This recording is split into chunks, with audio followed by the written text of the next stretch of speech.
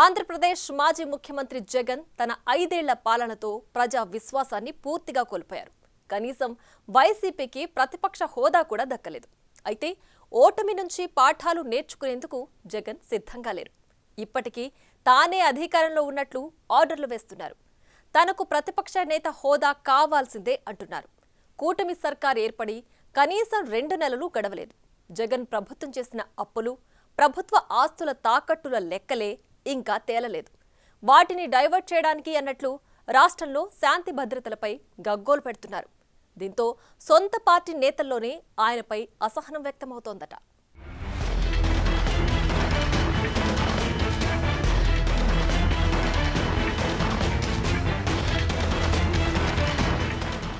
సీఎంగా ఉన్నప్పుడు నియంతలా వ్యవహరించిన జగన్ మాజీ అయ్యాక కూడా తాను పట్టిన కుందేలుకు 3 కాళ్లన్నట్టు కూటమి సర్కారుపై విమర్శలు గుప్పిస్తున్నారు. రాష్ట్రంలో హింస తాండవిస్తోందంటూ గగ్గోలు పెడుతున్నారు. గెలిచిన తన అరకుర టీంని వెంటపెట్టుకుని హస్తిన వరకు వెళ్లి మరీ ధర్నా చేసొచ్చారు. అయితే తెలుగుదేశం కూటమి అధికార పగ్గాలు చేపట్టి నిండా 2 నెలలు కాలేదు. అప్పుడే జగన్ విమర్శలకు ఉపక్రమించటమేంటని జనం అసహనం వ్యక్తం చేస్తున్నారు. హామీల అమలులో చంద్రబాబు చేతులెత్తేశారంటూ జగన్ చేస్తోన్న వ్యాఖ్యలను తప్పుబడుతున్నారు.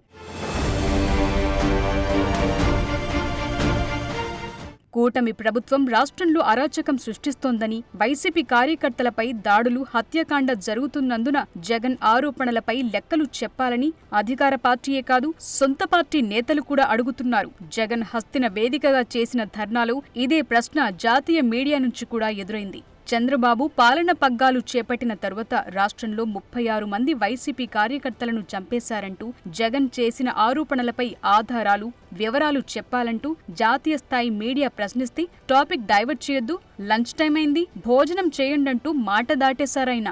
అసెంబ్లీ వేదికగా రాష్ట్ర హోంమంత్రి వంగలపూడి అనిత సైతం హతుల వివరాలివ్వండి, నిందితులపై చర్యలు తీసుకుంటామని ప్రకటించారు. ముఖ్యమంత్రి చంద్రబాబు సైతం ఇదే డిమాండ్ చేశారు.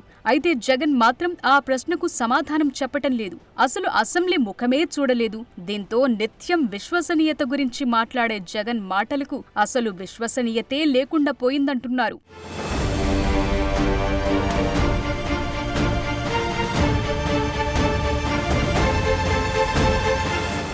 ఇక ముఖ్యమంత్రి చంద్రబాబు శ్వేతపత్రాల విడుదలపై కూడా జగన్ విమర్శలు గుప్పిస్తున్నారు. తన పాలనను విమర్శించే లక్ష్యంతోనే తప్పుడు లెక్కలతో శ్వేతపత్రాల పేర చంద్రబాబు దుష్ప్రచారం చేస్తున్నారని జగన్ గగ్గోలు పెడుతున్నారు. తన హయాంలో అప్పుల గురించి చంద్రబాబు చెప్పినవన్నీ అబద్ధాలని ప్రకటిస్తోన్న జగన్ అవి అబద్ధాలన్న ఆరోపణకు మాత్రం ఆధారాలు చూపమంటే మాట దాటేస్తున్నారు. జగన్ తీరుతో సొంత పార్టీలో కూడా వ్యతిరేకత వ్యక్తమవుతోందట. ధర్నాకు ఇండియా కూటమి నేతల హాజరును గొప్పగా చెప్పుకుంటున్న జగన్ వారు ఆ ధర్నాలో కూటమి ప్రభుత్వంపై ఒక్కటంటే ఒక్క విమర్శ కూడా చేయకపోవటంపై ప్రశ్నిస్తే సమాధానం చెప్పటం లేదు. జగన్ తాపత్రయమంతా ఎలాగోలా కాంగ్రెస్ కూటమికి దగ్గరై తనపై ఉన్న అక్రమాస్తుల కేసుల విచారణ వేగవంతమైతే పొలిటికల్ ప్రొటెక్షన్ సంపాదించుకోవటం కోసమేనన్న విశ్లేషణలు వినిపిస్తున్నాయి. అయితే జగన్ ధర్నాకు కాంగ్రెస్ నేతలు హాజరు కావటం కాదు కదా, కనీసం మద్దతు కూడా ప్రకటించలేదు. మరోవైపు కూటమి ప్రభుత్వానికి వ్యతిరేకంగా ఆందోళన చేస్తుంటే కాంగ్రెస్ ఎందుకు మద్దతు తెలపటం లేదో అర్థం కావటం లేదని జగన్ అంటున్నారు. ఆ క్రమంలో జగన్ కు ఏపీసీసీ ప్రెసిడెంట్ హోదాలో ఆయన చెల్లెలు షర్మిల గట్టిగానే కౌంటర్ ఇచ్చారు. 5 ఏళ్లు అరాచక పాలన సాగించి ఇప్పుడు ఉనికి కోసం ఢిల్లీలో డ్రామాలాడుతున్నారని మండిపడ్డారు. అదలా ఉంటే అసెంబ్లీకి గైర్హాజరై ప్రభుత్వ తీరును అసెంబ్లీ బయట తప్పుబడుతూ చేస్తోన్న హంగామా వల్ల జగన్ కు రాజకీయంగా ఎటువంటి ప్రయోజనం ఉండదని పరిశీలకులు విశ్లేషిస్తున్నారు.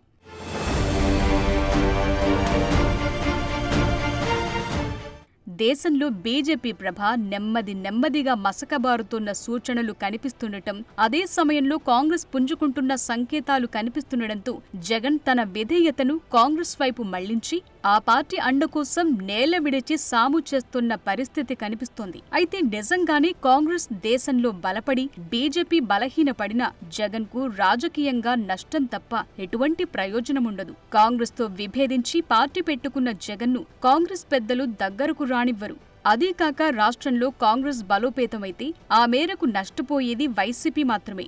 వైసీపీ ఓటు బ్యాంకు కాంగ్రెస్ నుంచి వచ్చింది. అలాగే వైసీపీలో నేతలు, క్యాడర్ దాదాపు కాంగ్రెస్ నుంచి వచ్చి చేరిన వారే. రాష్ట్ర విభజన ఎఫెక్టుతో కాంగ్రెస్ దెబ్బతినటం వైసీపీకి కలిసొచ్చింది. కనుక జాతీయ స్థాయిలో ఏపీలో కాంగ్రెస్ బలపడితే జగన్ పార్టీ ఉనికి కూడా కనిపించదంటున్నారు. ఇప్పటికైనా జగన్ తన తీరు మార్చుకోకుండా కనీసం జనం నమ్మటానికి కూడా అవకాశం లేని ఆరోపణలు చేస్తూ రచ్చ చేసుకోవటం వల్ల నష్టమే కాని ఇసుమంతైన ప్రయోజనం ఉండే పరిస్థితి కనిపించటం లేదు.